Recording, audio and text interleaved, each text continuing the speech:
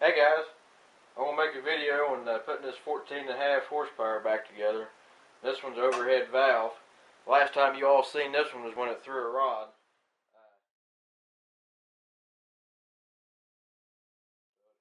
Had to get the block welded. You can see the block's been patched. I'm just now getting it back together. I had an old rod. This is out of an 11 horse flathead. I put new rings in it while we're at it. Not new, but they're out of another engine. We had to tear it down because it blew up. That's the oil slinger and the camshaft and everything. Already got everything cleaned up. So we're going to get ready to start putting it back together.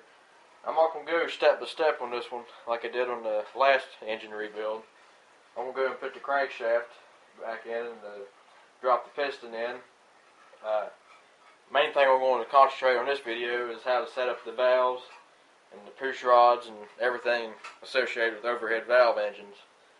Everything else in the bottom part of the engine, the crankcase, is the same as a flathead pretty much, except the camshaft is different. The timing is different on the lobes, but the actual camshaft it all looks the same inside. So, also meant to show you, this is the crankshaft I'm going to be putting in it. This came out of a 12.5 horsepower flathead. This is the original one that's in it. That came out of it. It's all scored and it's got an awful lot of play in the centric bearings and the counterweights. So I decided I better not use it. Put this one in here, but this one's just like a brand new one almost.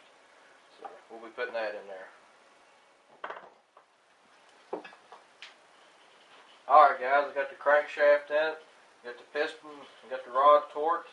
Got the camshaft and the valve taps in the oil slinger. Get ready to put this on. Thought I'd show you all something here. When this engine threw a rod, it broke out the cam bearing in it. So this is not the original sump off of it.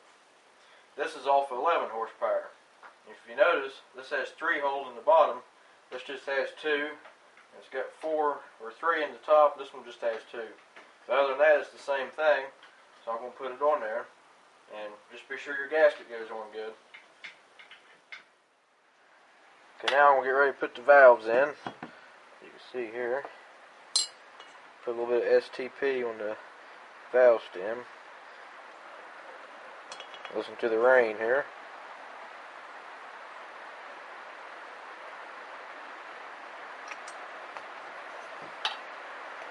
Now you want to get something to put underneath here. I'm using a gear off a crankshaft. Turn it over. You can use a valve spring compressor. Make sure you get your valve seals, oil seals on here. I'm just doing it like this.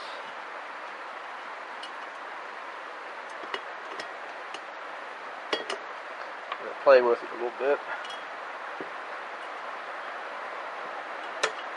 There's the valves. Get that out of the way. Make sure they're working. Now, we'll get the rocker arms and all that stuff put back on. Okay, now you'll get this plate that goes on here. These 2 bolts. Hold it on. It goes there. This one goes there.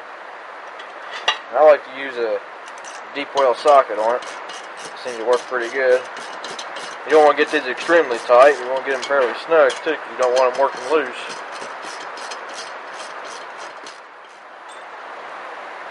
Now you just want to set your rocker arms on here. Get these bolts on here. You don't want to get these tight yet because we've got to adjust the valves. Just get them on here to keep everything in place. Now the head's ready to set back on the engine. Okay, now we're going to get ready to put the head on. Put your head gasket on here. Make sure it lines up on them. Easy to tell if you're lining your head on right. Put your head on right. Make sure it lines up here. Wiggle around until they line up. Now you're ready to start putting your bolts in and get them torqued. Now we'll get ready to put the push rods in. These go down here. You got to make sure they line up in the valve tappet. The aluminum is the intake. The exhaust is the metal one. I'm going to try to show you something here. Look down in here. See how it is? Okay, now I'm going to get the valve clearance set. I'm on the intake valve right now. I'm setting my feeler gauge in here. I'm running, this is a 3/1000. Guess there's plenty of, just a little bit of drag on there. Keep it in there. Get a 10mm wrench to hold it. And a T20 Torx. Snug it up. Check it. That's about right. And tighten it up. The same for the exhaust valve, except the clearance is different. Okay, I'm getting ready to put the valve cover on. If you noticed, I'm using former gasket.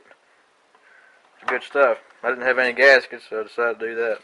I got it on the valve cover and this. Just make sure you line it up. Just be sure you don't get any of that stuff inside the actual engine. Get that lined up. Put your bolts in it. Get all 4 of them in there and tighten it down. Get it pretty snug so it won't leak. Alright, I got it put back together. I done ran it once to make sure everything's alright on it. And alright, let's start it up again here.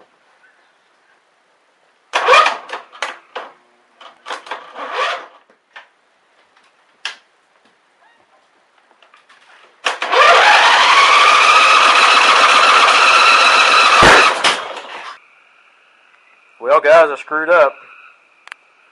I sheared the flywheel key because this is not the right crankshaft and flywheel. I was putting it back together, replacing the flywheel key. Look at it.